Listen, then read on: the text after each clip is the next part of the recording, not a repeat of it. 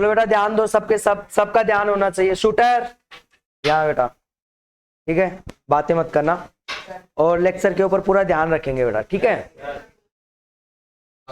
कल हमने chapter number 4 start कर दिया था, विद्युत धारा का प्रभाव, ठीक है, जिसमें बेसिक हमने देख लिया बेटा, ठीक है, कि जैसे बीच बीच में आएगा विद्युत धारा किसे कहते हैं, प्रतिरोध किसे कहते हैं, प्रतिरोधकता किसे कहते हैं, विभव किसे कहते हैं, विभवांतर किसे कहते हैं, परिपथ किसे कहते हैं, वो सब हमने पहले बेसिक लेक्चर में देख लिया, ठीक है। तो अभी आपको कुछ भी डाउट नहीं रहेगा। और आज हम स्टार्ट करेंगे अपने चैप्टर को जिसका नाम है विद्युत धारा का प्रभाव, ठीक है, चैप्टर नंबर 4 आज स्टार्ट करें बेटा इसको, ठीक है। तो सबका ध्यान यहाँ होना चाहिए, ठीक है बेटा। तो सबसे पहला टॉपिक है अपना इसमें विद्युत धारा का ऊष्मीय प्रभाव। विद्युत धारा का ऊष्मीय प्रभाव किसे कहते हैं? तो सबसे पहले ये जान लेते हैं कि विद्युत धारा का ऊष्मीय प्रभाव कहते किसे है, ठीक है। यहां पर इसका देखो बेटा ज्यादा है, कम कर देते तो कितना ठीक है। चलो बेटा, चलो बेटा ध्यान दो, विद्युत धारा का ऊष्मीय प्रभाव। तो देखते हैं विद्युत धारा का ऊष्मीय प्रभाव क्या है, किसे कहते हैं विद्युत धारा का ऊष्मीय प्रभाव, ठीक है बेटा। तो सबका ध्यान यहाँ होना चाहिए। इसने बराबर ये नहीं किया गया,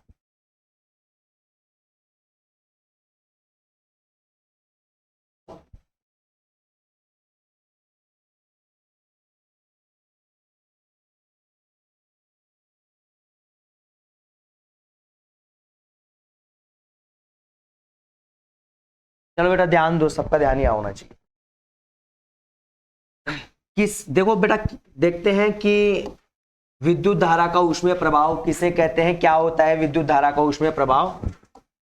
तो देखो बेटा, किसी विद्युत परिपथ में जुड़े प्रतिरोध या अन्य सुचालकों में विद्युत धारा का प्रवाह होते ही इलेक्ट्रॉनों की टक्कर होने के कारण प्रतिरोध या अन्य सुचालक पदार्थ क्या हो जाते हैं, गर्म हो जाते हैं। क्या बोला है बेटा कि कोई विद्युत परिपथ है, परिपथ मैंने आपको बताया था ना कि विद्युत धारा को बहने के लिए जो अखंडित मार्ग होता है वो विद्युत परिपथ होता है, ठीक है बेटा। तो उस परिपथ के अंदर अगर कोई प्रतिरोध जुड़ा है, अगर कोई प्रतिरोध जुड़ा है या फिर अन्य कोई सुचालक पदार्थ उसमें जुड़े हुए है, तो परिपथ में हम जैसे ही विद्युत धारा का प्रवाह करेंगे, जैसे ही हम उसमें करंट पास करेंगे, विद्युत धारा जैसे ही हम उस परिपथ में चालू करेंगे, तो ये जो प्रतिरोध है या फिर और भी इसके साथ में जुड़े हुए हैं अन्य सुचालक पदार्थ, तो उनमें क्या होती है, इलेक्ट्रॉन बहने लगते हैं, इलेक्ट्रॉन उनमें बहने लगते हैं। तो इलेक्ट्रॉन अगर उनमें बहेंगे, तो इलेक्ट्रॉन जब बह रहे हैं तो उनमें इलेक्ट्रॉनों में टक्कर भी होगी, इलेक्ट्रॉनों में क्या होगी बेटा, टक्कर होगी। तो इलेक्ट्रॉनों में टक्कर होने के कारण क्या होता है बेटा, प्रतिरोध या अन्य सुचालक पदार्थ क्या हो जाते हैं, गर्म हो जाते हैं। परिपथ में हमने विद्युत धारा का प्रवाह चालू कर दिया, तो परिपथ में जो भी उपकरण जुड़े हुए हैं, ठीक है बेटा, तो जब उनमें विद्युत धारा बहती है तो इलेक्ट्रॉन बहते हैं, ठीक है बेटा। तो इलेक्ट्रॉन बहते हैं तो इलेक्ट्रॉन में टक्कर होती है, और इलेक्ट्रॉनों में टक्कर के कारण बेटा उनमें जुड़े हुए सुचालक पदार्थ क्या हो जाते हैं, गर्म हो जाते हैं बेटा। तो परिपथ में जो भी सुचालक पदार्थ जुड़े हुए हैं वो सब क्या हो जाएंगे, गर्म हो जाएंगे, और उनमें से प्रकाश उत्सर्जित होता है। तो वो जो सुचालक पदार्थ परिपथ में जुड़े हुए हैं, तो उनमें क्या उत्सर्जित होता है, प्रकाश बाहर निकलता है बेटा। इस कारण उनमें से ऊष्मा भी बाहर निकलती है। तो आपने देखा होगा बेटा, हीटर देखा है, हीटर देखा है ना।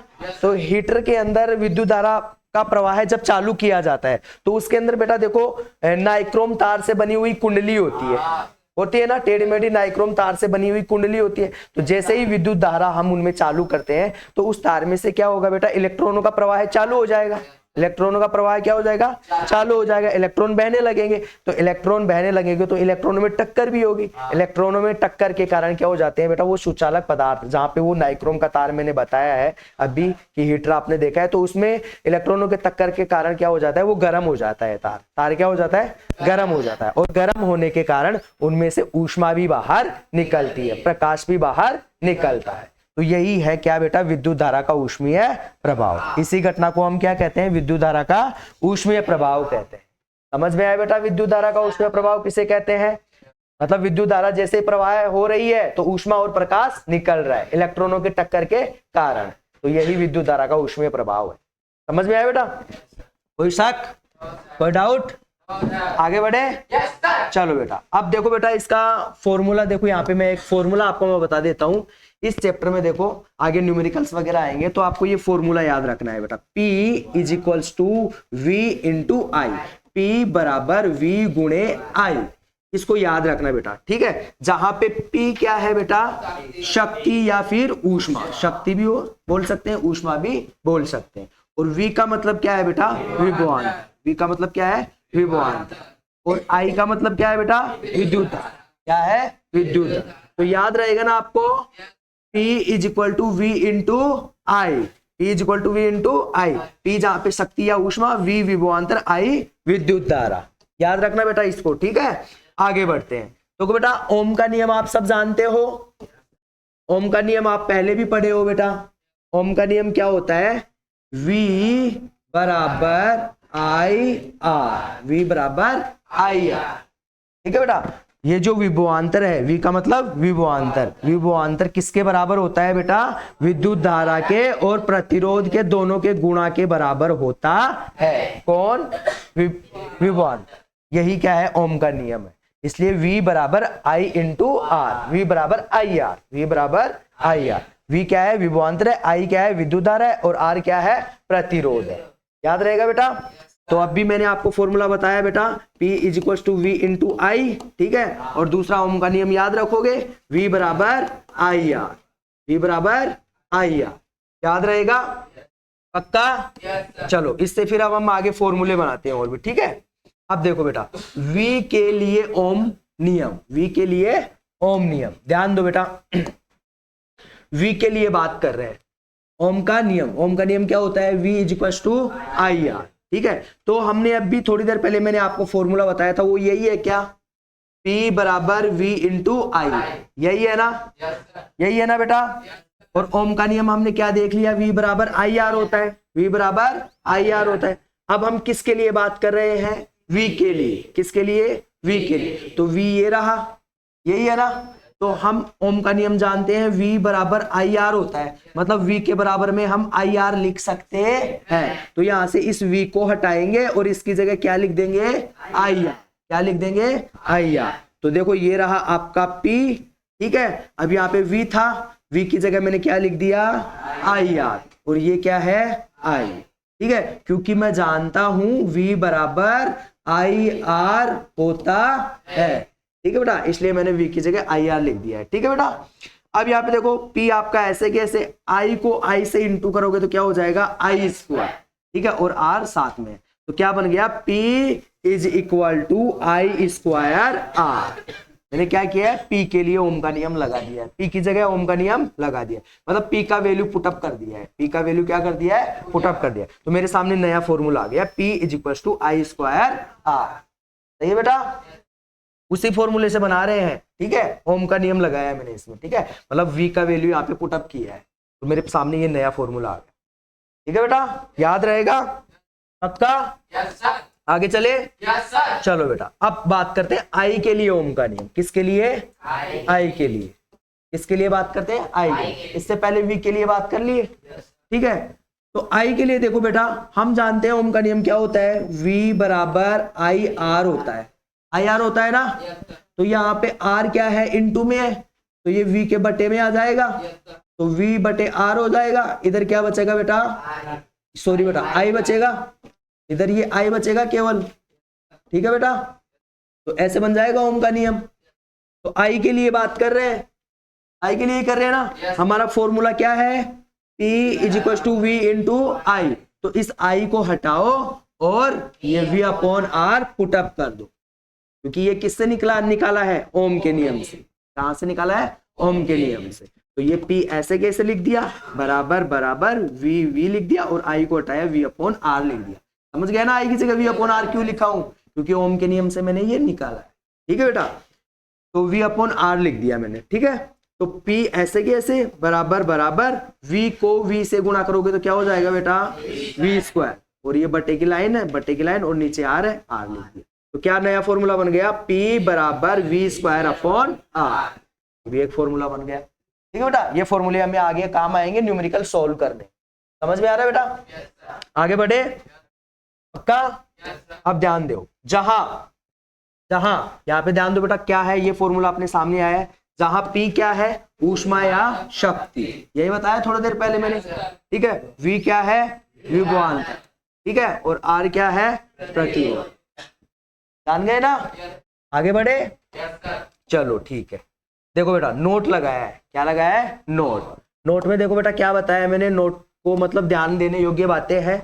यदि किसी तार का प्रतिरोध R है, कोई तार है जिसका प्रतिरोध क्या है, R, ये तार है इसका प्रतिरोध क्या है, R, सपोज करो बेटा, ठीक है। उस तार को आधा काट दिया जाए तो प्रतिरोध R/2 हो जाएगा। ये बता रहा है कि कोई तार है उसका प्रतिरोध R है, जब हम उसको आधा काट देंगे तो प्रतिरोध भी आधा हो जाएगा, मतलब R/2, R/2 मतलब प्रतिरोध का आधा हो गया ना, 2 का भाग देंगे तो आधा ही हो जाएगा। तो ये कहना चाह रहा है कि कोई तार है उसका प्रतिरोध अगर R है तो तार को अगर हम आधा काट देंगे, उसकी लंबाई आधा कर देंगे तो प्रतिरोध भी आधा हो जाएगा। ठीक है बेटा, समझ में आया, आगे बढ़े, चलो बेटा आगे बढ़ते। अब आगे देखो यहाँ पे न्यूमेरिकल आया है, ठीक है। यहाँ पे आपको न्यूमेरिकल क्या बोल रहा है बेटा, ध्यान से देखना, आपकी बुक में दिया हुआ है, कितने पेज पे है बेटा न्यूमेरिकल, आगे निकालो। यहाँ पे मैं बात कर रहा हूं, यहाँ पे न्यूमेरिकल दिया हुआ है पेज नंबर 50 पे, ठीक है। उदाहरण 1, क्या बताया, उदाहरण 1 पेज नंबर 50 पे बताया ये न्यूमेरिकल, ठीक है। तो देखो बेटा क्या पूछ रहे हैं आपको एग्जाम में, अगर ऐसा पूछ लिया जाए तो कैसे उसको हल करना है आपको देगा बेटा, नाइक्रोम नामक मिश्र धातु से बनाई गई 6 मीटर लंबाई की तार की कुंडली बनाकर ऊष्मा निर्माण करने के लिए दी गई है। मतलब आपको है ना एक नाइक्रोम धातु, कौन सी धातु, नाइक्रोम धातु से, ये क्या है, मिश्र धातु है, कैसी धातु है, मिश्र, मतलब 2 या 2 से अधिक धातुओं को मिलाकर बनाई गई है ये धातु।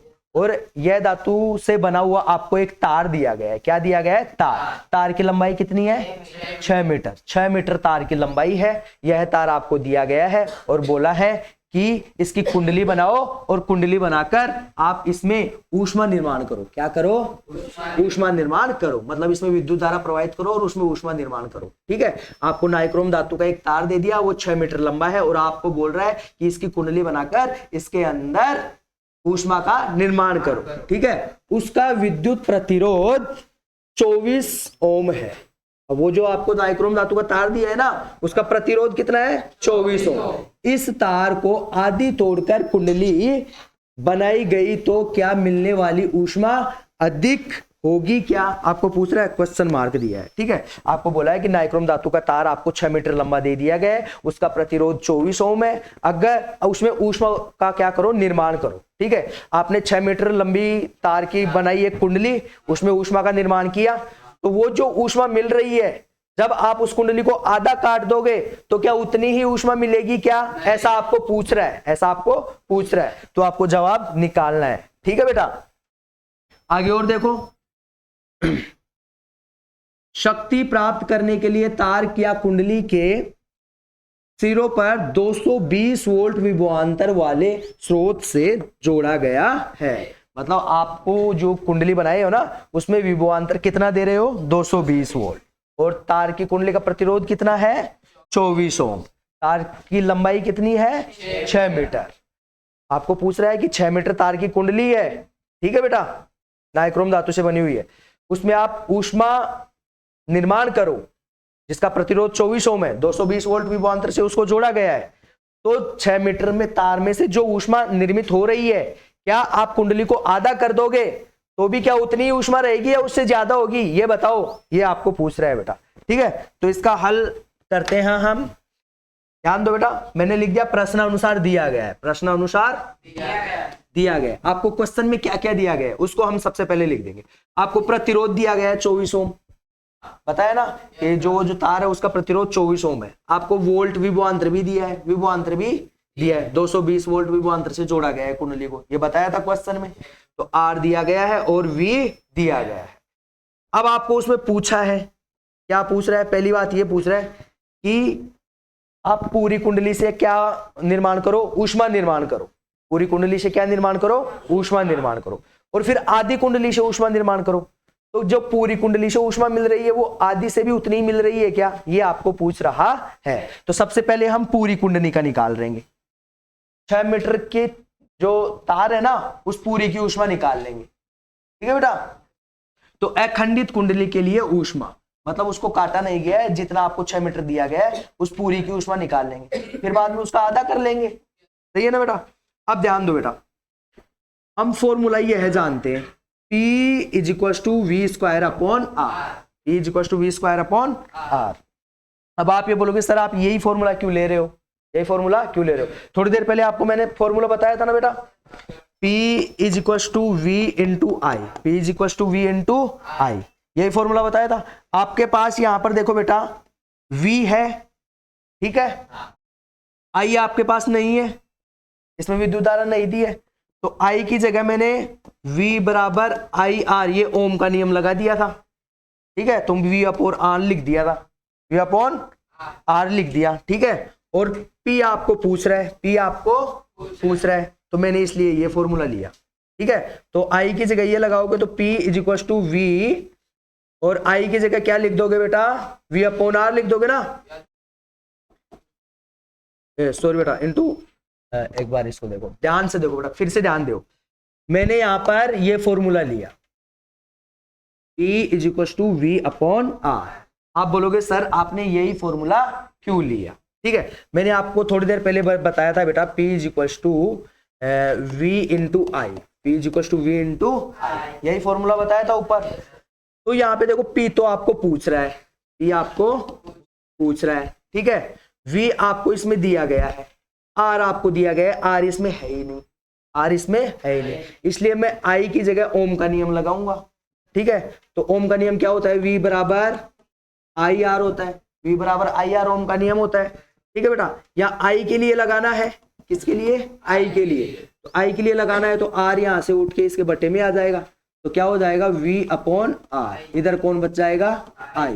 ठीक है, तो इस I को हटाऊंगा, V अपॉन आर लिख दूंगा, तो P is equal to V, और यहाँ पे I की जगह क्या लिख दूंगा, V अपॉन आर, ये लिख दिया V अपॉन आर। ठीक है बेटा, V को V से इंटू करोगे तो P is equal to V square upon R हो जाएगा। ठीक है, तो ये हो गया, ये फॉर्मूला बना, और यही फॉर्मूला मैंने यहाँ पे लिया है। अब मेरे पास R भी है, ये रहा R, V भी है, ये रहा V, और P मुझे फाइंड आउट करना है, ज्ञात करना है, इसलिए मैंने ये फॉर्मूला ले लिया। समझ में आया। तो देखो बेटा आपके सामने आपको R दे दिया गया है, इसमें V दे दिया गया है, पूरी कुंडली की ऊष्मा पूछ रहा है, तो मैं ये फॉर्मूला जानता हूं, इसलिए मैंने यहाँ पे ये फॉर्मूला ले लिया। ठीक है बेटा, अब आगे देखो, P ऐसे कैसे रख दिया, यहाँ पे V स्क्वायर है, V का मान आपको क्वेश्चन में क्या दिया गया है, 220 दिया है, तो 220 मैंने लिख दिया V का वैल्यू, यहाँ इसको स्क्वायर लगा है तो यहाँ भी मैंने इसको स्क्वायर लगा दिया।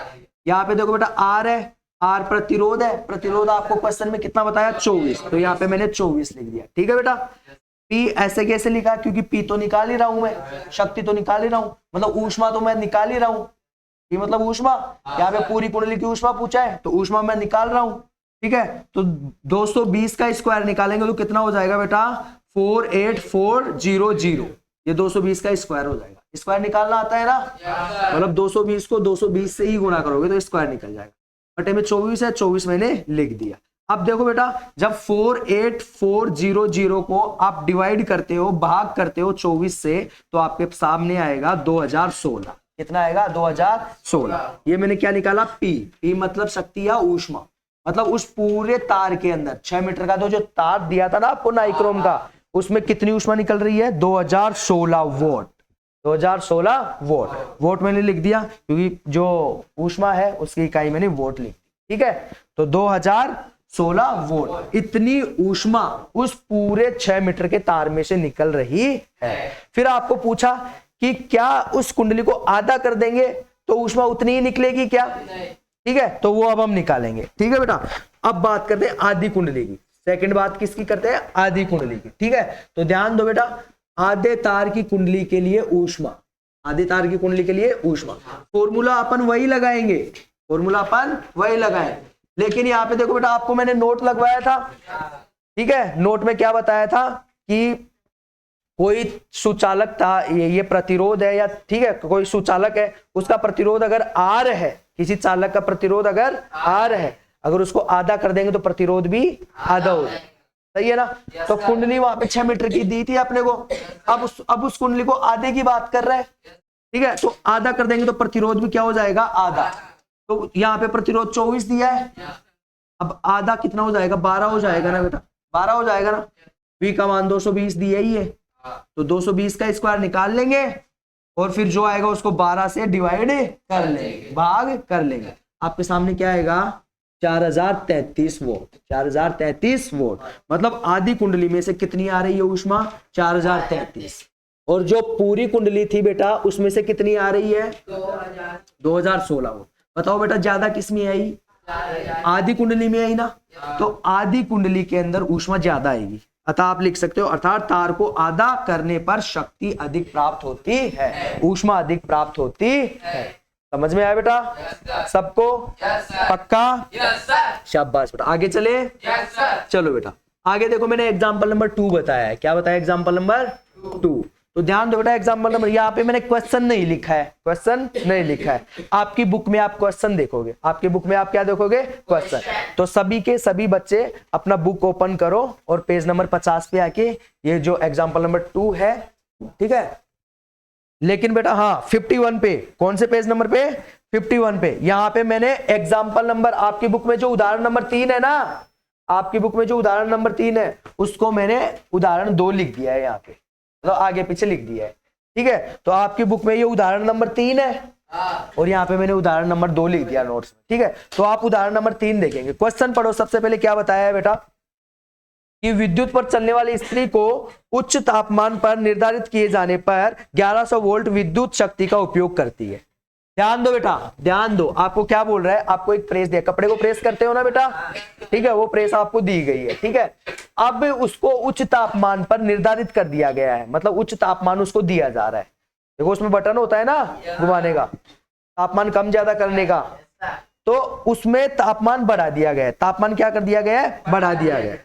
जब उस प्रेस का, उस इस्त्री का आपने तापमान बढ़ा दिया, ठीक है, तो वो कितनी विद्युत शक्ति का उपयोग कर रही है, 1100 वोल्ट। जब आप उस प्रेस का बटन घुमाकर तापमान बढ़ा दोगे तो वो इतनी ऊर्जा शक्ति का उपयोग कर रही है, इतनी विद्युत शक्ति का उपयोग कर रही है, 1100 वोल्ट, ठीक है बेटा। तो कम तापमान पर निर्धारित किए जाने पर 330 वोल्ट। अब आप उसका तापमान कम कर दिए, उस प्रेस का तापमान क्या कर दिए, कम कर दिए, तो अब कितनी विद्युत ऊर्जा उपयोग कर रही है, 330 वोल्ट, 330 वोल्ट।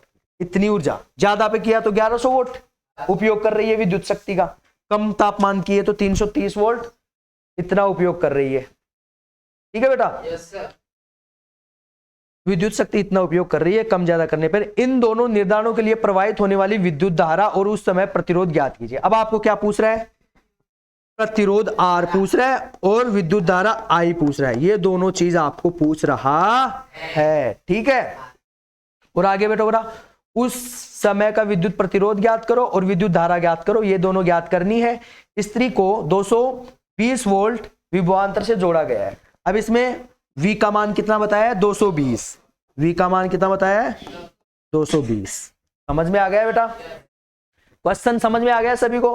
मतलब आपको एक प्रेस दी गई है, कपड़े को जो प्रेस करते हैं ना बेटा, वो जब उसमें तापमान हम बढ़ा देते हैं, बटन होता है उसमें घुमाने का तापमान बढ़ा देते हैं, तो वह इतनी विद्युत शक्ति का उपयोग करती है, 1100 वोल्ट। तापमान अगर हम कम कर देते हैं तो 330 वोल्ट इतनी विद्युत शक्ति का उपयोग करती है वो प्रेस, ठीक है। तो बताओ उस समय कितनी विद्युत धारा का उपयोग हो रहा है और कितना प्रतिरोध उपयोग, मतलब कितना प्रतिरोध आ रहा है उसमें। 1100 वोल्ट पे तो कितना प्रतिरोध आ रहा है और कितनी विद्युत धारा उपयोग हो रही है ये बताना है, और 330 वोल्ट पे कितना प्रतिरोध आ रहा है और कितनी विद्युत धारा उपयोग हो रही है, ये दोनों में बताना है। इसमें भी R बताना है और I भी बताना है, इसमें भी R भी बताना है और I भी बताना है। और V का मान आपको 220 दिया है, ठीक है बेटा। क्वेश्चन समझ में आ गया सभी को? चलो बेटा सोल्व करते हैं। मैंने लिखा प्रश्न अनुसार दिया गया है। क्वेश्चन में आपको जो जो दिया गया आपने उसको लिख लिया। ध्यान दो बेटा, मैंने यहाँ पे P1 दिया है। क्या दिया है? P1। क्या दिया है? P1 मतलब पहली शक्ति। वहां पर 1100 वोल्ट, जब तापमान बढ़ा रहे हो प्रेस का तो 1100 वोल्ट विद्युत शक्ति का उपयोग किया जा रहा है, इसलिए मैंने इसको P1 लिख दिया। क्या लिख दिया? P1। और जब तापमान कम कर दिया, तापमान मैंने कम कर दिया, कम करने पर 330 वोल्ट विद्युत शक्ति का उपयोग कर रही है, इसलिए मैंने इसको P2 लिख दिया समझने। ठीक है बेटा, P का मतलब शक्ति होता है, इसको मैंने P1 दे दिया, इसको P2 दे दिया ताकि मुझे समझ में आ जाए कौन सी शक्ति की मैं बात कर रहा हूं। ठीक है बेटा, तो इसको P1 नाम दिया, इसको मैंने P2 नाम दिया। V का मान आपको क्वेश्चन में 220 वोल्ट दिया है। ठीक है, आपको P1 के लिए 1100 वोल्ट के लिए I1 पूछ रहा है, मतलब विद्युत धारा पूछ रहा है। ठीक है, और R1 प्रतिरोध पूछ रहा है, मतलब मैंने 1 लिखा है ताकि आपको समझ में आ जाए। ठीक है, इसके लिए विद्युत धारा पूछ रहा है और इसके लिए प्रतिरोध पूछ रहा है। अब P2 के लिए I2 पूछ रहा है और P2 के लिए R2 पूछ रहा है, मतलब दोनों के लिए विद्युत धारा और प्रतिरोध पूछ रहा है। समझ में आया? तो सबसे पहले हम P1 की बात कर लेते हैं। किसकी बात कर लेते हैं? P1 की। ठीक है बेटा, तो देखो बेटा P1 की बात करते हैं, ध्यान दो, सब यहाँ पे ध्यान देंगे। P1 के लिए विद्युत धारा और प्रतिरोध P1। ठीक है बेटा, तो ध्यान दो बेटा, आपको मैंने फॉर्मूला क्या बताया था? P = V × I, P = V × I, यही बताया था। ठीक है, तो I हमें निकालना है, V इसके इंटू में है, तो इसके बटे में आ जाएगा, तो P/V = I, यही आएगा। यही फॉर्मूला मैंने यहाँ पे यूज किया है, यही फॉर्मूला यूज किया है ना। यहाँ पे मैंने 1 लगा दिया है ताकि मुझे समझ में आ जाए कि मैं 1100 वोल्ट के लिए निकाल रहा हूँ। कितने वोल्ट के लिए निकाल रहा हूँ? 1100 वोल्ट के लिए। एक 330 है, एक 1100 है, तो मैं P1 के निकाल रहा हूँ, इसलिए मैंने 1 लगा दिया है यहाँ पे। तो I1 निकालूंगा और P1 यहाँ पे। तो बेटा मेरे को I1 पूछ रहा है, P मेरे को दिया गया है, V मेरे को दिया गया है, तो I1 मैं निकाल रहा हूँ। I1 को ऐसे कैसे लिख दिया? इस फॉर्मूले में वैल्यू पुट अप कर रहे हैं, बराबर P1 का मान कितना है? 1100 वोल्ट, और V का मान कितना दिया है? 220 वोल्ट, जो कि क्वेश्चन में दिया है, वो मैंने सिर्फ पुट अप किया है यहाँ पे। ठीक है बेटा, और इस फॉर्मूले से ये फॉर्मूला बना है, मैंने लिख दिया है चौकी लगा के। ठीक है बेटा, तो ध्यान दो बेटा, अब हम इसको मैं डिवाइड करेंगे, 0 से 0 कट हो जाएगा। ठीक है, 22 से जब 110 को कट करोगे तो 5 बार में आएगा, मतलब 22 का पारा 5 बार बोलते हैं तो 110 आता है, तो यहाँ पे क्या आ गया? 5 आ गया। क्या निकाला है अपन ने? विद्युत धारा, और विद्युत धारा की इकाई क्या होती है? एम्पियर। विद्युत धारा की इकाई क्या होती है? एम्पियर। लास्ट लेक्चर में मैंने बताया था कि विद्युत धारा की इकाई या मात्रक एम्पियर होती है। तो आगे क्या लिख दोगे? ए लिख दोगे। क्या लिख दोगे? ए। तो क्या आ गया? 5 एम्पियर। मतलब जब आपने उस प्रेस को उच्च तापमान पर बढ़ाया तो वह 1100 वोल्ट विद्युत शक्ति का उपयोग कर रही है, तो उसके अंदर 5 एम्पियर विद्युत धारा जा रही है। कितनी एम्पियर विद्युत धारा जा रही है? 5 एम्पियर। समझ में आया बेटा? पक्का? चलो, विद्युत धारा तो निकाल ली। अब ये भी पूछा है कि प्रतिरोध कितना है। फिर प्रतिरोध तो हम जानते हैं ओम का नियम, V = IR। V = ये ओम का नियम जानते हैं। R हमें निकालना है, V क्या करेगा? यहाँ बटे में आ जाएगा, बटे में आ जाएगा तो क्या हो जाएगा? V/R हो जाए, V/I हो जाएगा। I यहाँ पे V के बटे में आ जाएगा ना, तो क्या हो जाएगा? V/I, और इधर R बच जाएगा, तो इससे ये फॉर्मूला बन गया बेटा। ठीक है, तो क्या हो गया? R1 = V/I1। R1 हमें निकालना है, प्रतिरोध हमें निकालना है। ठीक है, V का मान 220 क्वेश्चन में दिया है, तो V का मान 220 मैंने लिख दिया। I1 कितना निकला बेटा? 5 एम्पियर, तो 5 लिख दिया। ठीक है बेटा, अब 220 को जब 5 से डिवाइड करेंगे तो कितना आएगा? 44 आएगा बेटा। ठीक है बेटा, अब यहां हमने क्या निकाला है? प्रतिरोध निकाला है, और प्रतिरोध की इकाई या मात्रक क्या होता है? ओम होता है। क्या होता है? ओम, इसलिए मैंने लिख दिया ओम। ठीक है बेटा, तो कितना आ गया? 44 ओम, 44 ओम। तो जब आपके जो प्रेस थी उसका तापमान जब आपने बढ़ाया तो वो 1100 वोल्ट विद्युत शक्ति का उपयोग कर रही थी, तो उसके अंदर जो विद्युत धारा है वो 5 एम्पियर जा रही है, और प्रतिरोध कितना है फिर उसका बेटा? 44 ओम। समझ में आया? ऐसे ही हम क्या करेंगे बेटा? P2 ज्ञात कर, P2 के लिए ज्ञात कर लेंगे। ठीक है, जब 1100 वोल्ट था तो विद्युत धारा 5 एम्पियर जा रही है, प्रतिरोध 44 ओम आ गया। अब उस तापमान कम कर दिया, उस प्रेस का तापमान कम कर दिया, अब वह 330 वोल्ट उपयोग कर रही है। कितना उपयोग कर रही है? 330। यही बताया क्वेश्चन में। तो उसके लिए I2 बताना है और R2 बताना है। तो वही काम जो सेम टू सेम इसमें किया है वही उसमें करेंगे। फॉर्मूला आपके सामने है, I2 is to P2 upon V, ये इसी से बना है। यहाँ पे 2 लगाए हैं क्योंकि अब 330 के लिए बात कर रहे हैं, ठीक है बेटा।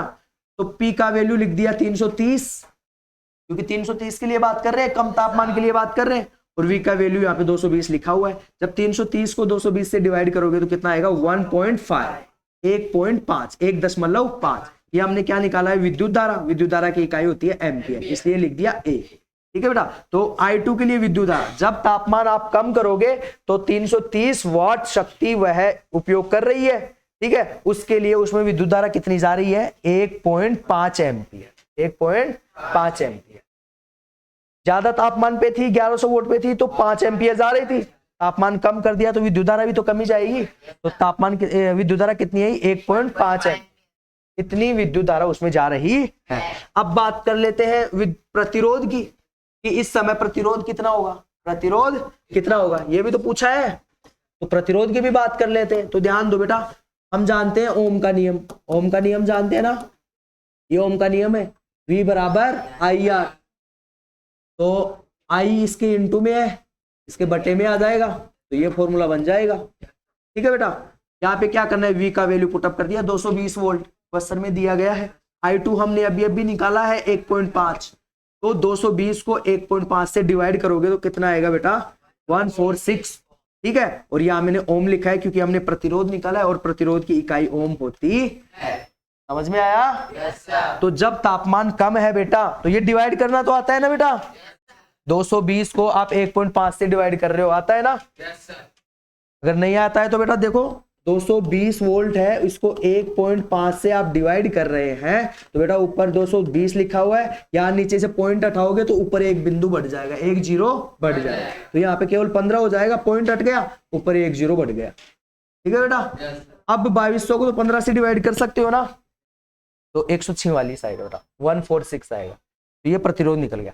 तो जब 330 वोल्ट शक्ति का उपयोग कर रही है आपकी प्रेस, ठीक है, तो उसमें विद्युत धारा 1.5 एम्पियर जा रही है और प्रतिरोध उसका 146 ओम है, ठीक है बेटा, समझ में आया? ऐसा अगर आपको एग्जाम में पूछे तो जवाब दे सकते हो ना? yes, sir. पक्का? yes, sir.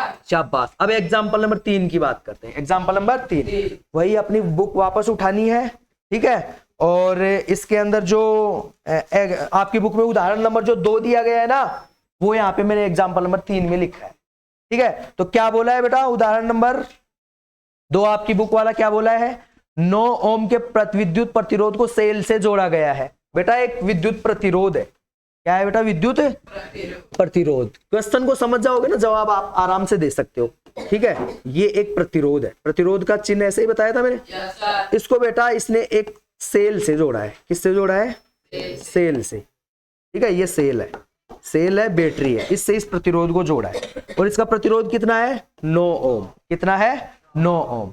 इस कारण उसमें से प्रवाहित होने वाली विद्युत धारा के कारण विद्युत प्रतिरोध को प्रति सेकंड 400 जूल का ऊष्मा निर्मित होती है। इसके अंदर जो ऊष्मा बन रही है ना इस प्रतिरोध में, वो 400 जूल बन रही है। कितनी, 400 जूल, जे का मतलब जूल, इतनी ऊष्मा इसमें बन रही है। ऊष्मा मतलब इसका पी का मान, ठीक है, पी का मान आपको 400 जूल दे दिया और प्रतिरोध आर का मान आपको 9 ओम दे दिया, ठीक है। विद्युत प्रतिरोध को कितना विभवांतर दिया जा रहा है उसे ज्ञात कीजिए। आपको V पूछ रहा है, क्या पूछ रहा है, V आपको निकालना है। मतलब आपको बोला है कि एक प्रतिरोध है जिसका प्रतिरोध 9 ओम है, उसको सेल से जोड़ा गया है, ठीक है। जब उसमें विद्युत धारा प्रवाहित की जा रही है, ठीक है, तो उसमें 400 जूल ऊष्मा उसमें बन रही है। इसके अंदर ऊष्मा कितनी बन रही है, 400 जूल। तो V का मान निकालो, V का मान निकालो। समझ गए क्वेश्चन? चलो देखते हैं। R 9 ओम दिया गया है, मैंने लिख दिया प्रश्न अनुसार दिया गया है। क्वेश्चन में क्या दिया गया है, ठीक है। तो देखो बेटा प्रश्न अनुसार दिया गया है, R का मान आपको दिया गया है 9 ओम। क्वेश्चन में दिया है कि जो प्रतिरोध है उसका प्रतिरोध कितना है, 9 ओम। प्रति सेकंड 400 जूल ऊष्मा अर्थात P बराबर 400 जूल, ठीक है। ये बोल रहा है कि प्रति सेकंड 400 जूल ऊष्मा उसमें बन रही है, 400 जूल ऊष्मा उसमें बन रही है। तो ध्यान दो बेटा, 400 जूल ऊष्मा मतलब शक्ति या ऊष्मा बोले तो P, शक्ति या ऊष्मा बोले तो P। तो P का मान आपको दे दिया, R का मान आपको दे दिया, विभवांतर V आपको पूछ रहा है, इसलिए मैंने यहाँ पे क्वेश्चन मार्क दे दिया। ठीक है बेटा, पक्का समझ में आया? अतः आप फॉर्मूला जानते हो, P बराबर V square upon R, P बराबर V स्क्वायर अपॉन R। ये फॉर्मूला भी इसी से बना है, P is equal to V into I. Formula बताया था ना स्टार्टिंग में, इसी से ये फॉर्मूला बना है, इसी से ये फॉर्मूला बना है। समझ में आया? आगे बढ़े? चलो बेटा आगे देखो। अब देखो बेटा इसमें क्या किया है, P का वैल्यू पुटअप कर दिया, क्योंकि 400 जूल दिया था क्वेश्चन में, V आपको पूछ रहा है ऐसे कैसे लिख दिया, और R का वैल्यू 9 ओम आपको दिया है क्वेश्चन में, 9 लिख दिया। 9 यहाँ पे बटे में है तो यहाँ गुणे में आ जाएगा, तो यहाँ गुणे में आ जाएगा, 400 के गुणे में आ गया, 400 गुणा 9 लिख दिया, इधर V स्क्वायर अकेला बच गया। ठीक है बेटा, अब ध्यान दो बेटा, ये स्क्वायर लगाया हुआ है यहाँ पे, स्क्वायर हटेगा तो बराबर वाले नंबर पे क्या आ जाता है बेटा, रूट आ जाता है। ये याद रखना, अगर स्क्वायर हटेगा तो, स्क्वायर हटेगा तो बराबर वाले नंबर पे रूट आ जाता है, और अगर रूट हटेगा तो बराबर वाले नंबर पे स्क्वायर आ जाता है। ये याद रखना हमेशा, याद रहेगा? पक्का? चलो तो यहाँ पे देखो बेटा, ये जो स्क्वायर था ये हट गया ना, देखो यहाँ पे, तो फिर ये 400 गुणा 9 के ऊपर क्या आ गया, रूट आ गया। देखो ये रूट आ गया।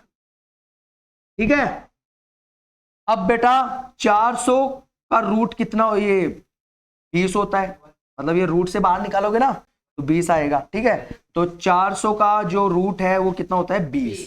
ठीक है, और जो 9 है इसका रूट कितना होता है, 3, मतलब 20 गुणे 20 और 3 गुणे 3, ऐसा है ये। मतलब 20 को 20 से गुणा किया तो 400 आ रहा है। ठीक है, और 3 को 3 से गुणा किया तो 9 आ रहा है। तो जहां पे जोड़ी बन जाती है ना बेटा, जोड़ी बन जाती है, वो संख्या बाहर आ जाती है, वो संख्या क्या होती है, रूट के बाहर आ जाती है। यहाँ से 20 बाहर आ गया और यहाँ से 3 बाहर आ गया, मतलब रूट हट गया, रूट हट गया। समझ में आया बेटा? तो यहाँ पे रूट हट गया है तो 20 गुणा 3 आ गया, तो 20 को 3 से गुणा करोगे तो क्या आएगा बेटा, 60 आएगा, 60 आएगा। ठीक है, तो ये जो विभवांतर है वो कितना है, 60 वोल्ट। कितना है, 60 वोल्ट। समझ में आया? अतः विद्युत प्रतिरोध को 60 वोल्ट विभवांतर दिया जा रहा है। समझ में आ गया? पक्का? अब देख लेते हैं एग्जाम्पल नंबर 4। एग्जाम्पल नंबर 4 देखो बेटा, वापस अपनी बुक उठाओ और उसमें देखो 51 पेज पे उदाहरण नंबर 4 जो आपको दिया गया है, विद्युत का एक टंगस्टन बल्ब परिपथ में लगाया गया है। मतलब एक परिपथ है, क्या है बेटा, एक परिपथ। ध्यान दो बेटा, सबका ध्यान क्वेश्चन पे होना चाहिए बेटा, समझने पे। क्या बोला है कि एक परिपथ है, उसके अंदर एक बल्ब जोड़ा गया है। ये आपका देखो एक परिपथ है, ये यहाँ पे स्विच है, ये शेल है, इसके अंदर एक बल्ब जोड़ दिया। क्या जोड़ दिया, बल्ब। ठीक है, ये बल्ब उसको जोड़ दिया गया। घरेलू विद्युत आपूर्ति 220 वोल्ट विभवांतर पर चलती है। शुरू करने पर यदि 0.45 एम्पियर विद्युत धारा बल्ब से प्रवाहित होती है तो बल्ब कितने वोल्ट शक्ति का होना चाहिए। मतलब आपको V का मान दे दिया गया है क्वेश्चन में। ठीक है बेटा, मैंने लिख दिया प्रश्न अनुसार दिया गया है। प्रश्न के अनुसार क्या दिया गया है, V का मान दिया है, 220 वोल्ट इसमें दिया है, और I विद्युत धारा भी इसमें दी है 0.45 एम्पियर। ठीक है, ये विद्युत धारा दी है। ठीक है, अब आपको पूछ रहा है तो बल्ब कितने वोल्ट विद्युत शक्ति का होना चाहिए, मतलब P पूछ रहा है। P का मतलब शक्ति या ऊष्मा, तो P आपको पूछ रहा है, इसलिए इसको क्वेश्चन मार्क दे दिया। ठीक है, समझ में आया बेटा? अब मैं जानता हूं, अतः मैं जानता हूं P is equal to V into I. ये फॉर्मूला जानता हूं मैं, जानता हूं ना। मैं क्या करूंगा, यहां से वैल्यू उठा के पटक दूंगा। इस पटक सकते हो ना बेटा? तो बस इतना सा काम करना है, आपको वैल्यू उठा के पटकनी है। ठीक है, P की वैल्यू आपको निकालना है। V का मान 220 दिया है, 220 लिख दिया, गुणा लिख दिया, I का मान 0.45 दिया। तो 220 को 0.45 से जब आप गुणा करोगे तो कितने आएगा बेटा, 99। ठीक है, तो आपके पास शक्ति कितनी आ गई बेटा, शक्ति कितनी आ गई, 99 वोल्ट। 99 वोल्ट शक्ति आ गई। समझ में आया बेटा? पक्का? पक्का समझ में आया? तो वो जो बल्ब दिया गया है आपको टंगस्टन का, जब 220 वोल्ट विभवांतर उसको दिया जा रहा है, 0.45 एम्पियर विद्युत धारा उसमें बहाई जा रही है। ठीक है, तो वो बल्ब की शक्ति कितनी है बेटा, 99 वोल्ट। मतलब वो बल्ब कितने का वोल्ट का है, 99 वोल्ट का है। समझ में आया बेटा? अतः बल्ब 99 वोल्ट का होना चाहिए। इस बल्ब को 10 घंटे चालू रखने पर विद्युत खर्च, आगे और भी पूछा है क्वेश्चन में कि उस बल्ब को अगर आप 10 घंटे चालू रखोगे तो कितनी विद्युत खर्च होगी, ये पूछा है ना। तो देखो बेटा इसका जवाब भी है, इस बल्ब को यदि आप 10 घंटे चालू रखते हो तो विद्युत धारा का खर्च देखो बेटा 99 वोल्ट का है, इसको 10 से गुणा कर देंगे तो कितना आ जाएगा 990 वोट आवर, 990 वोट आवर। चलो बेटा अगला टॉपिक है अपना विद्युत धारा का चुंबकीय प्रभाव। विद्युत धारा का चुंबकीय प्रभाव, जो विद्युत धारा है ना बेटा वो चुंबक की तरह गुण दिखाती है, चुंबक की तरह गुण दिखाती है, वो अब हम देखेंगे। आपने सुना होगा कि इसको करंट ने खींच लिया, करंट ने खींच लिया, तो चुंबक खींचने का ही तो काम करती है। तो विद्युत धारा है ना चुंबकीय प्रभाव भी दिखाती है, ठीक है बेटा, चुंबक का गुण विद्युत धारा में पाया जाता है। तो यहाँ पे देखो बेटा, जब किसी चालक में विद्युत धारा का प्रवाह होता है तो उस चालक के चारों ओर चुंबकीय क्षेत्र उत्पन्न होता है। ये चालक है बेटा, ठीक है, ये चालक है, इसमें क्या बहाई आपने, विद्युत धारा, क्या बहाई, विद्युत धारा। तो जब किसी चालक में विद्युत धारा का प्रवाह होता है तो उसके चारों ओर, उसके चारों ओर, अब ये चालक है, इसमें विद्युत धारा आपने बहाई तो इसके चारों ओर बेटा चुंबकीय क्षेत्र बन जाएगा, एरिया बन जाएगा एक खींचने का, ठीक है बेटा, चुंबकीय क्षेत्र इसके चारों ओर बन जाएगा। समझ में आया बेटा, याद रहेगा। हाँ आगे देखो बेटा, जब चालक में विद्युत धारा का मान बढ़ता है तो चालक के चारों ओर चुंबकीय क्षेत्र का मान भी बढ़ता है, और विद्युत धारा का मान घटता है तो चुंबकीय क्षेत्र का मान भी घटता है। चालक है, विद्युत धारा बहाई, इसके चारों ओर चुंबकीय क्षेत्र बन जाता है। अगर विद्युत धारा बढ़ा रहे हो तो चुंबकीय क्षेत्र भी बढ़ जाएगा, और विद्युत धारा कम कर रहे हो तो चुंबकीय क्षेत्र भी कम हो जाएगा, एरिया कम हो जाएगा इसका खींचने का। समझ में आया बेटा क्या बोलना चाह रहा है? अर्थात कहने का मतलब यह है, चालक के चारों ओर उत्पन्न चुंबकीय क्षेत्र चालक में प्रवाहित धारा पर निर्भर करता है। तो यही बात समझे इससे, ये बोल रहा है कि कोई चालक है जिसमें आप विद्युत धारा बहाओगे तो वो चालक के चारों ओर चुंबकीय क्षेत्र बन जाता है, और जब उसमें विद्युत धारा का मान बढ़ाते हो चालक में तो चुंबकीय क्षेत्र का भी मान बढ़ जाता है, और विद्युत धारा का मान कम करते हो तो चुंबकीय क्षेत्र का मान भी कम हो जाता है। समझ में आया बेटा? तो कहने का मतलब यह है कि चालक के चारों ओर उत्पन्न चुंबकीय क्षेत्र चालक में प्रवाहित धारा पर निर्भर करता है। मतलब जो चुंबकीय क्षेत्र बन रहा है वो बह रही धारा के ऊपर निर्भर है, धारा के ऊपर निर्भर है। धारा अगर ज्यादा है तो चुंबकीय क्षेत्र भी ज्यादा है, धारा अगर कम है तो चुंबकीय क्षेत्र भी कम है। समझ में आया बेटा? इस घटना को विद्युत धारा का चुंबकीय प्रभाव कहते हैं। समझ में आया? तो अगर आपके एग्जाम में पूछे तो आप ये लिख देना, विद्युत धारा का चुंबकीय प्रभाव किसे कहते हैं।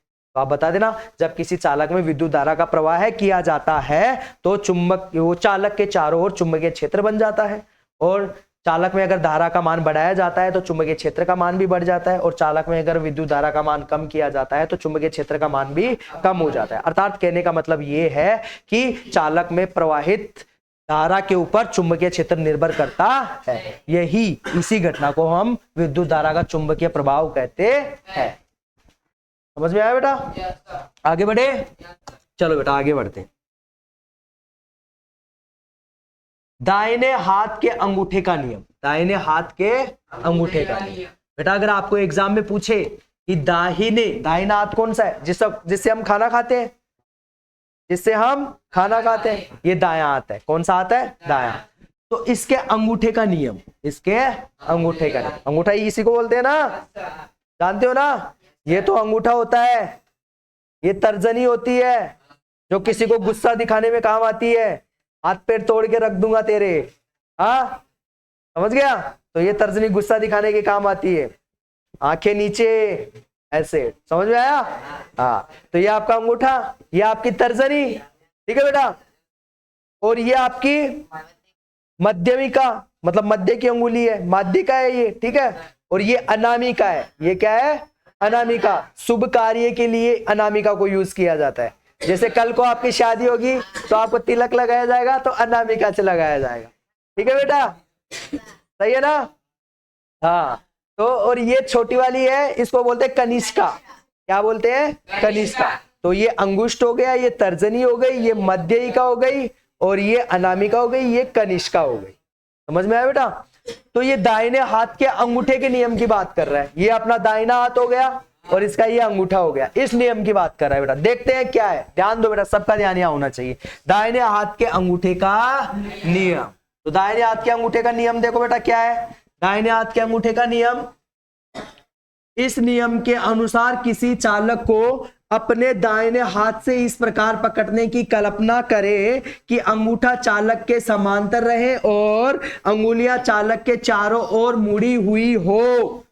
ध्यान दो बेटा क्या बोला है कि इस नियम के अनुसार, ये इसको चालक समझो बेटा, आपके हाथ में जो पेन है ना बेटा, इसको चालक समझो। ये चालक है बेटा, क्या है ये? चालक है। चालक मतलब समझ गया ना, जिसमें विद्युत धारा बहती है, तो ये चालक है। इसको आपको इस प्रकार से पकड़ने की कल्पना करनी है, आपको इमेजिन करना है कि जो आपका अंगूठा है दाहिने हाथ का, वो चालक के समांतर रहे। समांतर बोले तो ऐसे ना, और ये जो अंगुलियां है वो चालक के चारों तरफ मुड़ी हुई हो, ऐसे। समझ में आ रहा है? अंगुलियां चारों तरफ मुड़ी हुई है और वो जो अंगूठा है वो चालक के क्या है? समांतर है। चालक के क्या है? समांतर। समझ में आ रहा है? समांतर समझता है ना? हाँ, तो ये चालक के समांतर है और अंगुलियां इसके चारों ओर मुड़ी हुई है। ऐसे पकड़ने की आपको कल्पना करनी है, इमेजिन करना है। अब ध्यान दो, पकड़ लिया ऐसे? ठीक है। यदि अंगूठे द्वारा चालक में प्रवाहित धारा की दिशा व्यक्त होती है तो मुड़ी हुई अंगुलियां द्वारा चालक में चुंबकीय क्षेत्र की दिशा व्यक्त होती है। तो बेटा यदि आप चालक को इस प्रकार पकड़ने की कल्पना कर रहे हो अपने दाहिने हाथ से कि अंगूठा चालक के समांतर रहे और अंगुलियां मुड़ी हुई हो, तो चालक के समांतर अंगूठा है ना, तो अंगूठा क्या दिखा रहा है यहाँ पे? चालक में प्रवाहित धारा की दिशा। चालक में प्रवाहित धारा की दिशा मतलब धारा ऐसे बह रही है। ये अंगूठा ऐसे बता रहा है कि धारा इसमें ऐसे बह रही है। ठीक है बेटा। और ये जो अंगुलियां मुड़ी हुई है, ये चुंबकीय क्षेत्र को दिखा रही है। चुंबकीय क्षेत्र को दिखा रही है, मतलब धारा इसमें बह रही है। ये अंगूठा दिखा रहा है और ये अंगुलियां दिखा रही है कि इसके चारों ओर चुंबकीय क्षेत्र बन गया। क्या बन गया? चुंबकीय क्षेत्र। समझ में आया बेटा? तो इसी को हम क्या कहते हैं? दाहिने हाथ के अंगूठे का नियम कहते हैं। लिख दोगे एग्जाम में? हाँ, दाहिने हाथ के अंगूठे के नियम के अनुसार किसी चालक को अपने दाहिने हाथ से इस प्रकार पकड़ने की कल्पना करे कि अंगूठा चालक के समांतर रहे और अंगुलियां चालक के चारों ओर मुड़ी हुई हो। अंगूठे द्वारा चालक में प्रवाहित धारा की दिशा व्यक्त होती है तो मुड़ी हुई अंगुलियों द्वारा चुंबकीय क्षेत्र की दिशा व्यक्त होती है। यही दाहिने हाथ के अंगूठे का नियम है। समझ में आया बेटा? पक्का? आगे बढ़े? चलो बेटा, अब बात करते हैं विद्युत धारा के कारण परिनालिका में चुंबकीय क्षेत्र। ध्यान दो बेटा, विद्युत धारा के कारण परिनालिका, क्या बोला है बेटा? परिनालिका क्या है? एक प्रकार से कुंडली है, तार से बनाई हुई। ऐसे ये तार है, इसको ऐसे मोड़ मोड़ के इसे एक कुंडली बना दी। ठीक है बेटा, मतलब बीच में इसके खाली जगह है। इस कुंडली के बीच में क्या है? खाली जगह बेटा। ये जो है, इसके चारों तरफ आप अगर तार लपेट दोगे एक और इसको निकाल लेना, फिर तो आपके सामने एक परिनालिका बन जाएगी। क्या बन जाएगी? परिनालिका, एक कुंडली बन जाएगी। ठीक है बेटा। तो विद्युत धारा के कारण परिनालिका में चुंबकीय प्रभाव, मतलब ये कुंडली बनाए और इसमें आप क्या दोगे? अब विद्युत धारा दोगे। क्या दोगे? ध्यान दो बेटा, ये सेल जोड़ दिया, बैटरी जोड़ दी, ये क्या जोड़ दी? बैटरी जोड़ दी। अब इसमें आप विद्युत धारा दोगे तो इसमें विद्युत धारा बहेगी। विद्युत धारा बहेगी ना, इस परिनालिका के अंदर जाएगी। तो हमने थोड़ी देर पहले पढ़ा है कि किसी चालक में जब विद्युत धारा बहाई जाती है तो क्या होता है? उसके चारों ओर चुंबकीय क्षेत्र बन जाता है ना। तो ये जो परिनालिका है ना, इसका जो अंदर जो खाली जगह है उसमें भी विद्युत क्षेत्र बन जाएगा। ये सॉरी बेटा, चुंबकीय क्षेत्र। क्या बन जाएगा? चुंबकीय क्षेत्र, है ना बेटा? समझ में आया ना मैंने क्या बोला? कि विद्युत धारा प्रवाहित करते हैं तो चालक के चारों ओर चुंबकीय क्षेत्र बन जाता है। तो इस परिनालिका में भी हम जब विद्युत धारा प्रवाहित करेंगे तो इसके अंदर भी क्या बन जाएगा? चुंबकीय क्षेत्र बन जाएगा। समझ में आया? चलो देखो, यहाँ पे मैंने इसका चित्र बना दिया है। ठीक है, चित्र देखो, नहीं समझ में आ रहा है तो देखो मैं समझाता हूं। ये आपकी परिनालिका है। क्या है बेटा?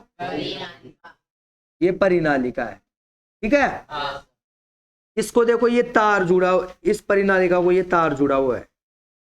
ये तार जुड़ा हुआ है, यहाँ पे ये बैटरी जुड़ी हुई है, प्लस माइनस। ये बैटरी जुड़ी हुई है, यहाँ पे स्विच जोड़ा हुआ है, बंद चालू करने के लिए स्विच भी चाहिए ना, फिर ये वापस जाके यहाँ पे इस परिनालिका को जुड़ा हुआ है। अब जैसे ही आप स्विच चालू किए विद्युत धारा इसमें बहने लगेगी, विद्युत धारा इसमें बहने लगेगी।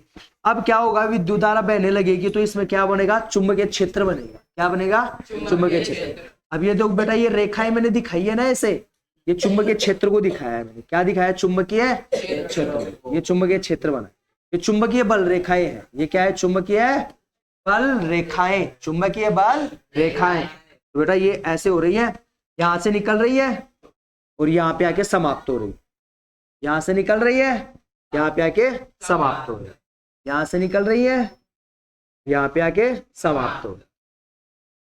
समझ में आ रहा है बेटा, चित्र समझ में आ गया। हाँ, ये तांबे के तार की परिनालिका है, ये जो है ना, ये तांबे के तार की परिनालिका है। ठीक है, कुंजी या स्विच, ये आपकी कुंजी या स्विच है, ये आपका बैटरी या सेल है। ठीक है बेटा, तो ये हम पढ़ रहे हैं, क्या पढ़ रहे हैं बेटा, ध्यान दो, विद्युत धारा के कारण परिनालिका में चुंबकीय क्षेत्र, इसमें विद्युत धारा बहाई है तो इस परिनालिका में चुंबकीय क्षेत्र देख रहे हैं आप। ठीक है बेटा, तो आगे देखो, अब इसको एक्सप्लेन किया है मैंने नीचे। ठीक है, तो क्या है एक्सप्लेनेशन में, देखो बेटा क्या एक्सप्लेन किया है। तांबे के तार से बनी परिनालिका में जब विद्युत धारा प्रवाहित की जाती है तो उसमें चुंबकीय क्षेत्र उत्पन्न होता है। तांबे की तार की कुंडली अब भी दिखा दी मैंने आपको परिनालिका। जब आप उसमें स्विच चालू करके विद्युत धारा प्रवाह करोगे तो उसमें क्या हो जाएगा, परिनालिका में चुंबकीय क्षेत्र बन जाएगा। क्या बन जाएगा बेटा, चुंबकीय क्षेत्र बन जाएगा। परिनालिका का एक सिरा चुंबक के समान उत्तरी ध्रुव है, दूसरा सिरा दक्षिणी ध्रुव का काम करता है। चुंबक का देखो बेटा, एक तो उत्तरी ध्रुव होता है, एक दक्षिणी ध्रुव होता है। ऐसे ही परिनालिका के भी सिरे भी है ना, चुंबक की तरह ही कार्य करेंगे। एक किनारा तो उत्तरी ध्रुव का काम करेगा, एक किनारा दक्षिणी ध्रुव का काम करेगा। समझ में आया बेटा, जो परिनालिका भी अभी हमने देखी है ना ऊपर, उसका एक सिरा तो उत्तरी ध्रुव का काम करेगा, एक सिरा दक्षिणी ध्रुव का काम करेगा। ठीक है बेटा, आगे देखो, परिनालिका के उत्तरी ध्रुव से चुंबकीय बल रेखाएं निकलती है तथा दक्षिणी ध्रुव पर समाप्त होती है। तो देखो बेटा, परिनालिका का एक सिरा उत्तरी ध्रुव का काम कर रहा है, दूसरा सिरा दक्षिणी ध्रुव। तो उत्तरी ध्रुव से चुंबकीय बल रेखाएं निकल रही है और दक्षिणी ध्रुव पे समाप्त हो रही है। देख लो, ऐसे ही दिखाया है मैंने। ठीक है, ये देखो, ये परिनालिका है, एक सिरा उत्तरी ध्रुव का काम कर रहा है, एक सिरा दक्षिणी ध्रुव का काम कर रहा है। उत्तरी ध्रुव से बल रेखाएं निकल रही है, चुंबकीय बल रेखाएं निकल रही है और दक्षिणी ध्रुव पे समाप्त हो रही है। समझ में आया बेटा, पक्का। तो एक प्रकार से ये चुंबक की तरह ही कार्य करेगी, चुंबक की तरह ही यह कार्य करेगी। समझ में आया, आगे चले, चलो बेटा। दूसरा, दक्षिणी ध्रुव पर समाप्त होती है चुंबकीय बल रेखाएं, उत्तरी ध्रुव से निकलती है। ठीक है, परिनालिका के अंदर चुंबकीय क्षेत्र समान होता है। अब ये जो परिनालिका अंदर जो खाली जगह है ना, परिनालिका के अंदर चुंबकीय क्षेत्र सभी जगह समान रहता है। ध्यान दो, नोट लगाया है बेटा, क्या लगाया है, नोट। चुंबकीय क्षेत्र में रखे किसी चालक में विद्युत धारा प्रवाहित की जाती है तो उस पर एक बल लगता है, उस बल की दिशा विद्युत धारा की दिशा व चुंबकीय क्षेत्र की दिशा पर निर्भर करती है। ये क्या बोल रहा है बेटा, समझो इसको, नोट को समझो। नोट क्या बोल रहा है कि चुंबकीय क्षेत्र में रखे, सपोज करो ये चुंबकीय क्षेत्र है। क्या है बेटा, ये चुंबकीय क्षेत्र है, ये अंदर का क्या है, चुंबकीय क्षेत्र। ठीक है बेटा, समझ रहे हो ना, ये एक चुंबकीय क्षेत्र है। ठीक है, तो चुंबकीय क्षेत्र में रखे किसी चालक में विद्युत धारा प्रवाहित की जाती है। यहां पर देखो बेटा, कोई भी एक चालक रखा गया है। क्या रखा गया है, चालक। इस चालक में क्या बहाई जा रही है बेटा, विद्युत धारा। चुंबकीय क्षेत्र के अंदर एक चालक रखा है और चालक में विद्युत धारा बहाई जा रही है। ठीक है बेटा, उस पर एक बल लगता है। अब इस चालक के ऊपर एक बल लगेगा। क्या लगेगा बेटा, बल लगेगा। ठीक है, तो उस बल की दिशा विद्युत धारा की दिशा व चुंबकीय क्षेत्र की दिशा पर निर्भर करती है। तो चुंबकीय क्षेत्र के अंदर एक चालक रखा है, उस चालक में विद्युत धारा प्रवाहित की जा रही है, तो उस चालक के ऊपर एक बल लगेगा और वो बल चुंबकीय क्षेत्र व विद्युत धारा दोनों की दिशा के ऊपर निर्भर करता है। अर्थात उत्पन्न बल चुंबकीय क्षेत्र व धारा की दिशा दोनों के लंबवत लगता है। उस चालक के ऊपर जो बल लगेगा ना, उस चालक के ऊपर जो बल लगेगा वो चुंबकीय क्षेत्र व विद्युत धारा की दिशा दोनों के लंबवत लगेगा, दोनों के लंबवत लगेगा वो बल। ठीक है बेटा, याद रहेगा नोट, पक्का। आगे बढ़े, चलो बढ़ते। अब देखो फ्लेमिंग का बाएं हाथ का नियम, फ्लेमिंग के बाएं हाथ का नियम। थोड़ी देर पहले हमने दाएं हाथ के अंगूठे का नियम देख लिया था, ठीक है। अब फ्लेमिंग के बाएं हाथ का नियम देखते हैं, ठीक है। फ्लेमिंग यहाँ पे साइंटिस्ट है बेटा, ठीक है, वैज्ञानिक है। तो इसका बाएं हाथ का नियम, इसने बाएं हाथ का नियम दिया है। क्या दिया है? बाएं हाथ का नियम। ये अपना बायां हाथ है, ये अपना दायां हाथ के अंगूठे का नियम थोड़ी देर पहले देख लिए। अब हम देखेंगे बाएं हाथ का नियम। फ्लेमिंग ने एक नियम दिया बाएं हाथ का नियम। तो देखो बेटा उन्होंने क्या नियम दिया, ध्यान दो क्या नियम दिया है बेटा उन्होंने। फ्लेमिंग ने क्या नियम दिया है बाएं हाथ का, सबका ध्यान यहाँ पे होना चाहिए। इस नियम के अनुसार अपने बाएं हाथ की अंगुलियों को इस प्रकार फैलाएं कि तर्जनी, तर्जनी बताया था ना मैंने, ये तर्जनी है, ये अंगुष्ठ है, ये मध्यिका है, ये अनामिका है और ये कनिष्का है, ठीक है। तो इस नियम के अनुसार क्या करना है, अपना बायां हाथ की जो अंगुलियां हैं, ठीक है, तो अंगुलियों के इस प्रकार फैलाएं, इन अंगुलियों को इस प्रकार से फैलाना है कि तर्जनी, तर्जनी ये वाली तर्जनी, मध्यमा और अंगूठा, ये रही आपकी तर्जनी, ये रही आपकी मध्यमा और ये रहा आपका अंगूठा, ठीक है बेटा। इन तीनों अंगुलियों को इस प्रकार से फैलाना है। कैसे? एक दूसरे के लंबवत है। कैसे फैलाना है? एक दूसरे के लंबवत हो।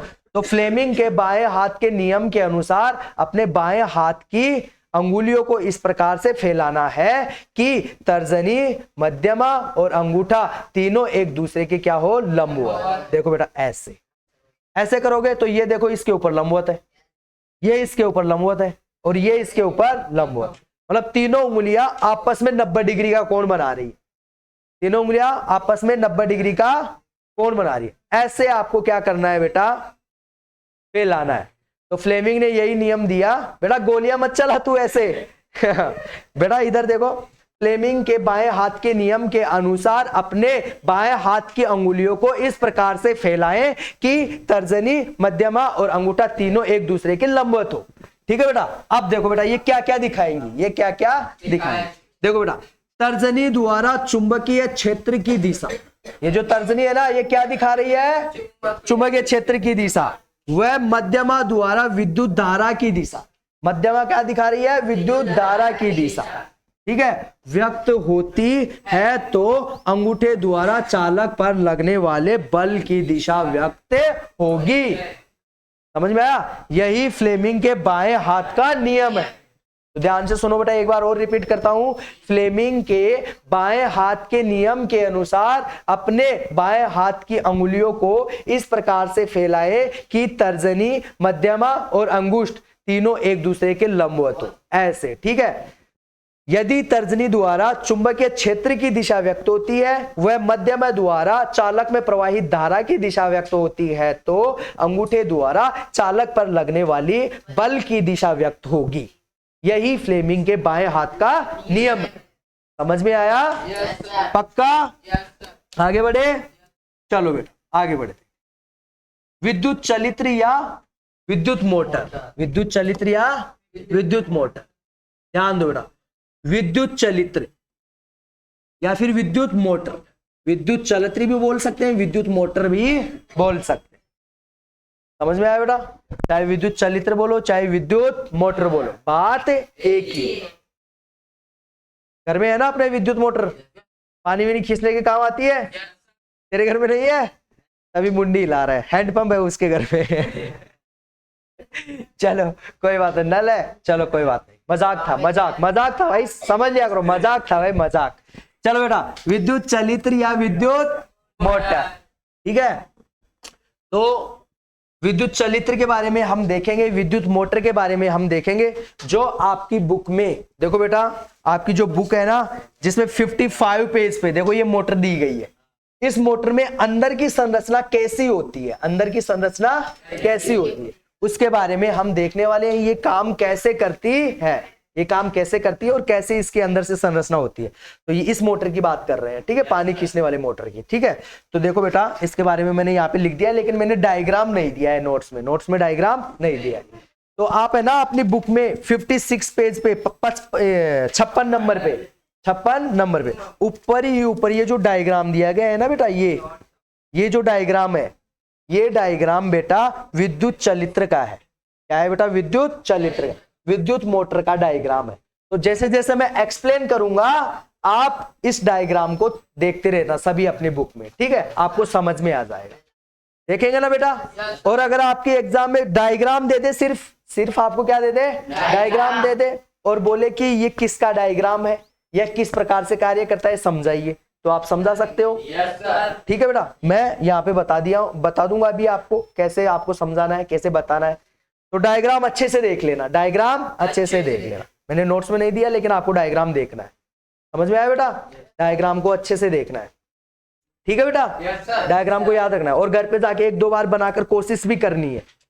आपको एग्जाम में केवल डायग्राम भी दे सकता है, या फिर आपको डायग्राम बनाने के लिए भी बोल सकता है कि विद्युत चलित्र या विद्युत मोटर का संरचना बनाते हुए इसकी कार्य प्रणाली को समझाओ, इसकी कार्य प्रणाली को समझाओ। मतलब डायग्राम भी बनाना है और कार्य प्रणाली को भी समझा। या फिर आपको डायरेक्ट पूछ सकता है विद्युत चलित्र की कार्य प्रणाली को समझाओ, तब डायग्राम नहीं बनाना है। या फिर आपको एग्जाम में पेपर में सिर्फ डायग्राम दे दे और बोले कि पहचानो ये किसका डायग्राम है और इसकी कार्य प्रणाली को समझाओ, तो बता देना कि यह विद्युत चलित्र का डायग्राम है, विद्युत चलित्र का संरचना है। ठीक है बेटा? और फिर उसकी कार्य प्रणाली को जैसे अभी मैं समझाऊंगा समझा देना। तो डायग्राम बनाकर देखना है बेटा सबको, ठीक है? ध्यान देना है, ये जो विद्युत चलित्र है इसके अंदर केवल यहाँ पे ये जो कंगन बीच में जुड़ा हुआ है ना, वो आधा है। कैसा है? आधा। और एक ही है ये पूरा कंगन, ठीक है? और लेकिन वो बीच में कटा हुआ है, आधा है। इसी में फर्क आएगा और कुछ नहीं होएगा, ठीक है? तो ध्यान से देखना बेटा, इसको ध्यान से देखो बेटा। देखे इसके बारे में, विद्युत चलित्र के बारे में, विद्युत मोटर के बारे में। तैयार हो सब? हाउ इज द जोश? शाबाश। विद्युत मोटर एक ऐसी युक्ति है जो विद्युत ऊर्जा को यांत्रिक ऊर्जा में बदलती है। तो आपके एग्जाम में अगर आपको पूछ ले तो बता देना कि वो जो विद्युत मोटर है एक ऐसी युक्ति है, ऐसी मशीन है, ऐसा उपकरण है जो विद्युत ऊर्जा को यांत्रिक ऊर्जा में बदलती है। विद्युत ऊर्जा को किस में बदलती है? ये यांत्रिक ऊर्जा। याद रहेगा? पक्का? पक्का? क्या विद्युत मोटर एक ऐसी युक्ति है, ऐसा उपकरण है जो विद्युत ऊर्जा को यांत्रिक ऊर्जा में बदलती है। शाबाश बेटा। विद्युत चलित्र में तांबे के तार से बनी एक आयताकार कुंडली होती है। तो देखो डायग्राम में 56 नंबर पेज पे ऊपर ही ऊपर वो जो विद्युत चलित्र का जो डायग्राम दिया गया है, डायग्राम को सामने रखो अपने, ठीक है? देखो बेटा, विद्युत चलित्र में तांबे के तार से बनी हुई एक आयताकार कुंडली है क्या? आयत के आकार की कुंडली है ना? शाबाश। यह कुंडली नाल चुंबक के उत्तरी ध्रुव व दक्षिणी ध्रुवों के बीच रखी हुई होती है। तो देखो बेटा, यह कुंडली दो चुंबकों के बीच में रखी है क्या? एन और एस के बीच में रखी हुई है क्या? एन मतलब नॉर्थ पोल, एस मतलब साउथ पोल। समझ में आया? उत्तरी ध्रुव और दक्षिणी ध्रुव दोनों के बीच में रखी हुई है ना? शाबाश बेटा। आगे बढ़े? चलो बेटा आगे बढ़ते हैं। इस कुंडली की ए बी तथा सी डी भुजाएं चुंबकीय क्षेत्र के लंबवत होती है। तो देखो बेटा, इसके अंदर ये जो कुंडली है इसकी ए बी भुजा और सी डी भुजा, उसकी ए बी भुजा और सी डी भुजा को देखो, ए बी भुजा और सी डी भुजा को देखो आयताकार कुंडली की। देख लिया बेटा? ये भुजाएं चुंबकीय क्षेत्र के लंबवत होती है। चुंबकीय क्षेत्र के कैसे है? लंबवत। देख लिया? कुंडली के दोनों सिरे अलग अलग अर्धवलयों से जुड़े होते हैं। तो बेटा इसमें आप आराम से देखो, ये जो कुंडली है आपकी, इसके जो दोनों सिरे हैं, आयताकार कुंडली के दोनों सिरे, देखो यहाँ पर आपकी दो चुंबक रखी गई है एन और यहाँ पर चुंबक रखी गई है एस, ठीक है? यहाँ पर बीच में आयताकार कुंडली दी है बेटा, दी है ना? इसके दोनों सिरे, इसके दोनों सिरे, ये दोनों सिरे कैसे जुड़े हैं बेटा?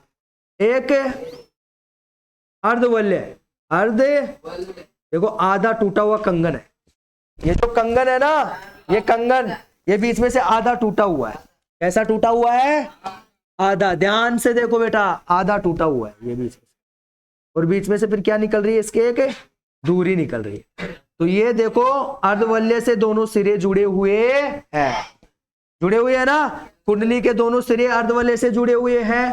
तो ये अर्धवलय, अर्ध, अर्ध मतलब आधा, वलय, वलय मतलब ये गोल गोल, ये कंगन, ठीक है, समझ में आया? तो ये आधा कंगन है, इसको बोलते हैं अर्धवलय। तो ये दोनों सिरे अर्धवलय से जुड़े हुए हैं। समझ में आ रहा है? पक्का? आगे बढ़े, शाबाश। आगे देखो, इन अर्धवलयों के अंदर की सतह कुचालक होती है। ध्यान दो बेटा, ये जो अर्धवलय जोड़े गए हैं, वे जो आधा कंगन है, इसकी जो अंदर की सतह है ना, ये अंदर की सतह वो कैसी है? कुचालक। कैसी है? मतलब उसमें करंट नहीं आता है, ठीक है, जो दूरी से जुड़ी हुई होती है। अंदर देखो, दूरी, दूरी बेटा बीच में जुड़ी हुई है ना, गोल गोल रोड है, एक रोड है ना, इसको दूरी बोलते हैं। क्या बोलते हैं? दूरी। तो अंदर की सतह कुचालक होती है, जो इस दूरी से जुड़ी हुई रहती है। अगर ये चालक होगी, सुचालक होगी, तो दूरी में करंट आएगा। करंट आएगा तो अपन समझ गए ना?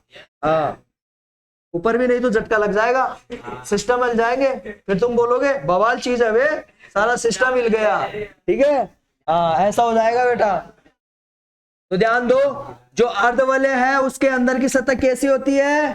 कुचालक। ये सतह कहाँ जुड़ी होती है? दूरी से जुड़ी हुई रहती है। दूरी मतलब समझ गए ना, जो बीच में लोहे की रोड है उसको बोलते हैं दूरी। तथा बाहरी सतह कैसी होती है? जो अर्धवलय था ना, उसके अंदर की सतह तो कुचालक, जो दूरी से जुड़ी हुई है, और बाहर की सतह सुचालक, जिन पर दो स्थिर कार्बन ब्रश जुड़ी हुई है। तो ध्यान दो बेटा, वो जो अभी अभी देखे है ना, अर्धवलय, अंदर की सतह कुचालक होती है और बाहर की सतह सुचालक। यहां पर कार्बन ब्रश होते हैं। क्या होते हैं? Carbon brush. तो सुचालक सतह से कौन जुड़े होते हैं? Carbon brush. ठीक है बेटा। इस कुंडली में कार्बन ब्रशों के माध्यम में विद्युत धारा प्रवाहित करने पर विद्युत धारा भुजा ए से बी की ओर बहती है। तो बेटा यहां से देखो, इसको एक सेल से जोड़ा गया होगा, सेल से जोड़ा गया होगा, ठीक है, जोड़ा गया है ना।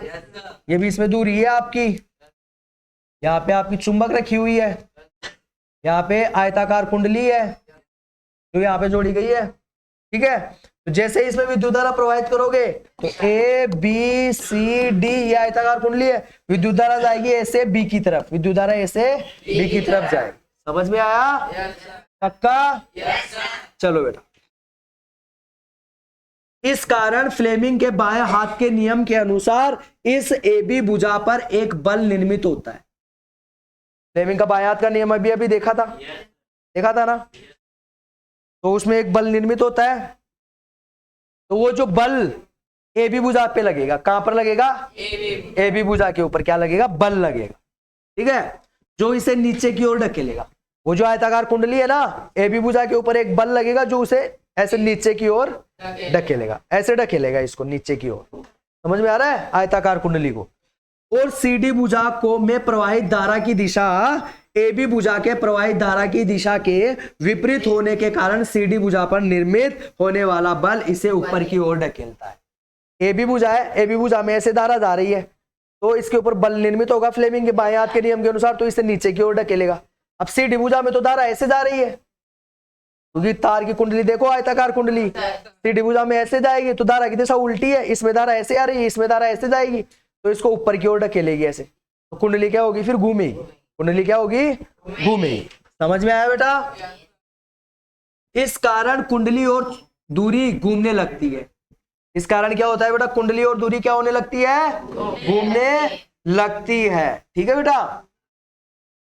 आधा घूर्णन, घूर्णन मतलब चक्र, आधा चक्र होते ही दोनों अर्धवलय विपरीत ब्रशों के संपर्क में आते हैं। तो वो जो ब्रश जुड़ी हुई है ना, कार्बन ब्रश अर्धवलय के ऊपर, तो कुंडली जैसे ही घूमती है तो कुंडली के सिरे है ना, दूसरी ब्रश को कनेक्ट हो जाते हैं, ठीक है। इस कारण विद्युत धारा डीसीबीए के अनुदेश चलती है। फिर विद्युत धारा उल्टी चलती है, डीसीबीए के अनुदेश चलती है।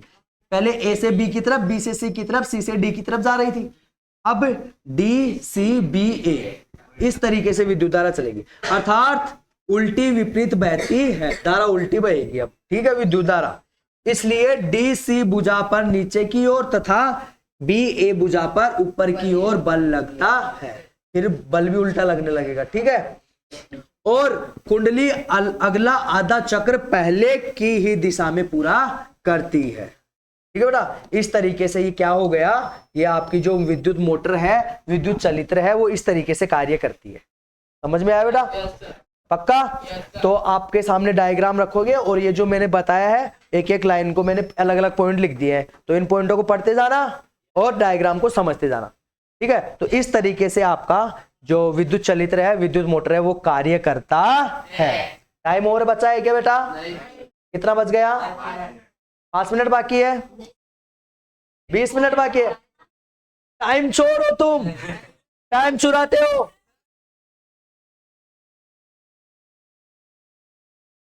टाइम मत चुराया करो। हाँ, 20 मिनट है ना?